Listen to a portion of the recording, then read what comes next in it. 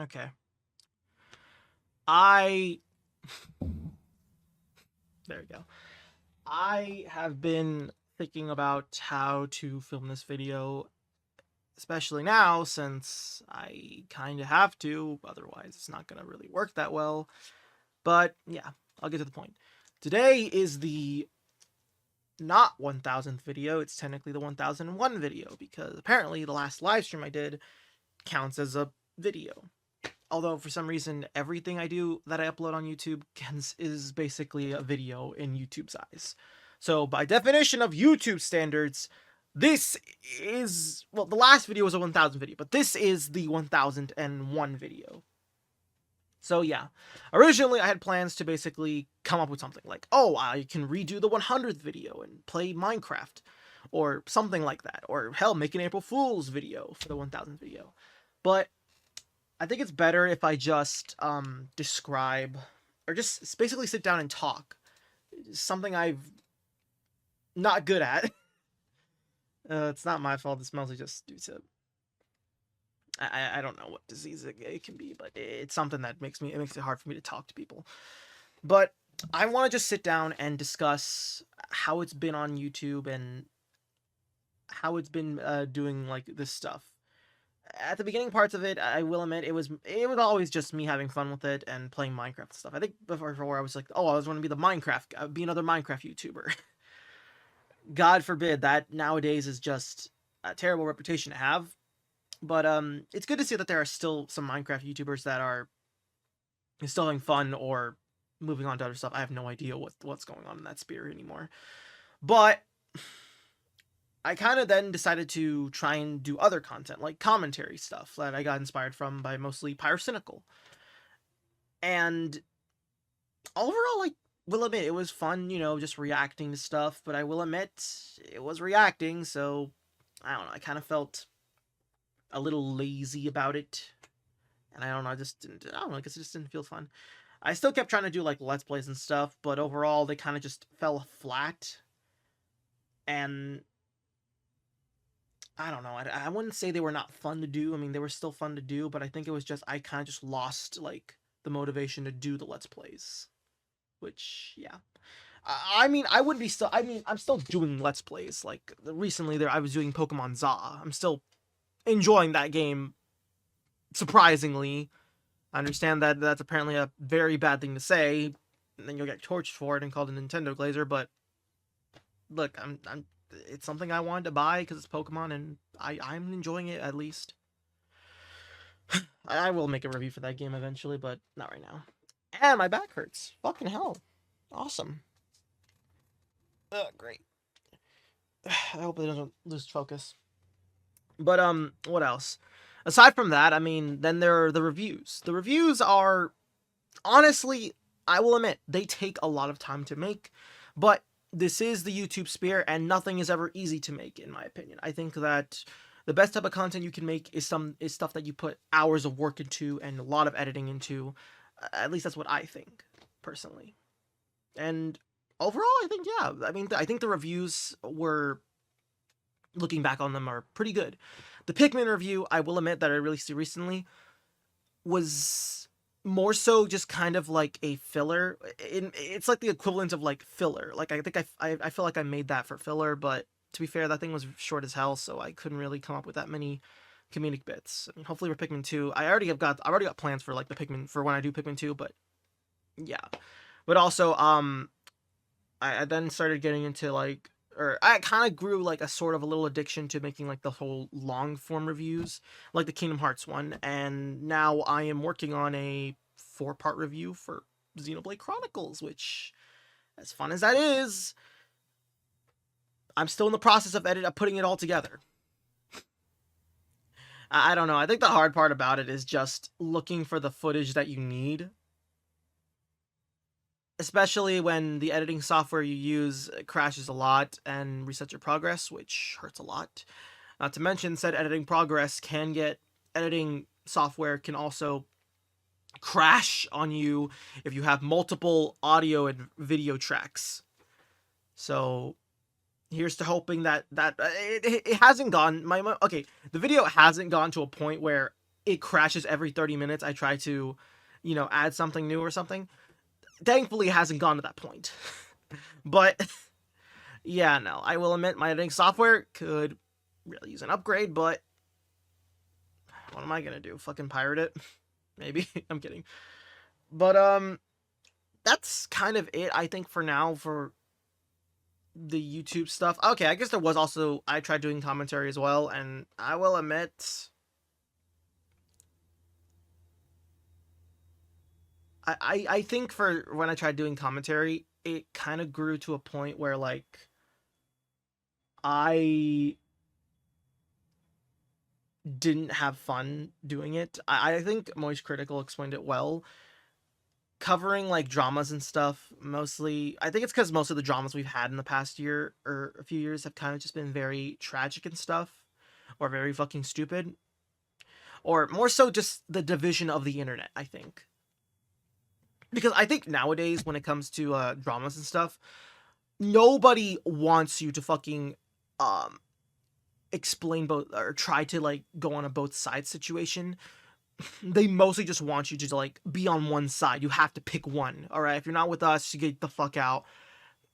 It's such tribal. It's very tribal stuff. Like, you have to join our side or what else. Half the time, now, but sometimes it's obvious for common fucking knowledge, for common sense.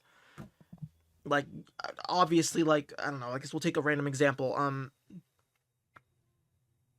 I don't know, a YouTuber does, or someone does something bad. Thank you for the not focusing camera. A YouTuber does something bad that's focus. A YouTuber does something bad that, fine, let's do this video like this. A YouTuber does something bad, and it's obviously the most brain. If you actually use your common thought, you could obviously see that the bad thing that this person did obviously is bad. I'm sorry, it's not focusing. Give me a second. Are we good? Okay, we're good. Like I was saying, I think I don't know. I think nowadays, like, the internet has become more divisionary, and they want you to. The people just want you to, like, oh, you have to agree with us so that we can have more of a standing on we're right. And I think it's more than just beyond politics. All right, that's a whole other sphere I'm not gonna get into, but, like, shit, like, I guess a good example I think I could think of is, like, the doctor disrespect situation, in which I do believe that guy is still in the wrong, and, like, he's pedophile and all that shit. But, like, the amount of people, like, still trying to back for him, and, like, saying, like, everybody else that's trying to call him out is just woke and shit. Like, holy shit, the amount of, like, people that are willing to, like, I don't know. I can't put the words together, because, like, these people who are in any situation really like to fucking stand their fucking ground and not admit that they're in the wrong. I think another situation was, like, the fucking Moist Critical stuff when he had a debate with Sneeko. Like, I think nowadays, like, I feel like if you still go onto Twitter, which I think Twitter's like the main fucking issue with the internet nowadays. Fucking everyone I think nowadays still brings up the highlight from that was that, oh, Moist Critical supports transgender surgeries and children cutting off their dicks, when that shit was taken out of context. Not to mention, if you look deeper into the story, that wasn't even supposed to be a live stream debate. That was just supposed to be a conversation between two individuals, and one of them decided to be a little rat and just fucking live stream the entire thing.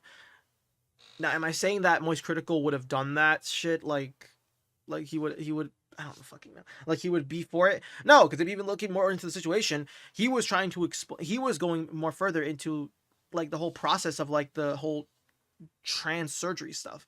But I mean, people just like to take shit out of context and just run with that as their main premise as to why they don't like this person. And then going back to it, there's also the fucking, like, fence sitter stuff that, like, has become popular nowadays, because whenever someone, like, I'm trying to think of a good example. I guess, act man, because people like to call him like a fence sitter for some fucking reason, or Charlie or whoever. And it's like, I, maybe they just don't like to take their own side or something. I don't fucking know. I don't know. It's just the internet just really likes, or I guess Twitter itself just likes to really be fucking indecisive with themselves, and they can't come up with one goddamn. I don't know. They just can't come up with any like. It's just they don't think. That's kind of it. It's so hard to explain. Like I don't know. Just before, like, I think honestly, like, the internet was still like being normal and stuff, or at least for me, it was still normal and shit around the time like before the release of Spider-Man 2.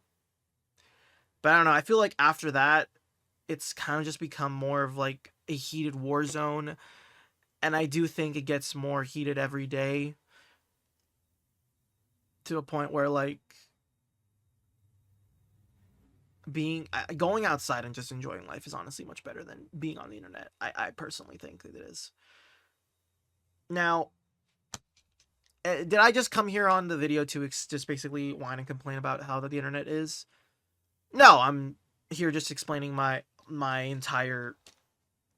I don't know. I just wanted a minute to just talk, I think, but I don't want to. I don't want to sit here and just basically bitch and moan about all the fucking negative stuff about the internet that's happened recently. That's happened pretty much. I do think there is still good parts of the internet where, you know, we have people that are just, you know, enjoying like part of their enjoying their media and stuff like anime or video games and stuff like that. But I will admit, sorry, I was fidgeting with my camera lens. But I will admit,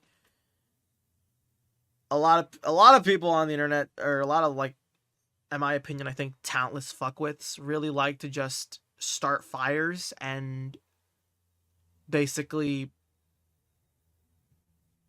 encourage discourse, all for the sake of just fucking getting more views on their Twitter Blue. Because literally, let's be honest, they probably couldn't hold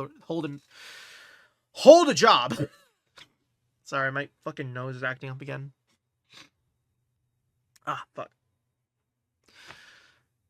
But I mean, I still think like I enjoy still being on the internet and having fun. I mean, I will admit I did experience like people actually getting harassed and stuff.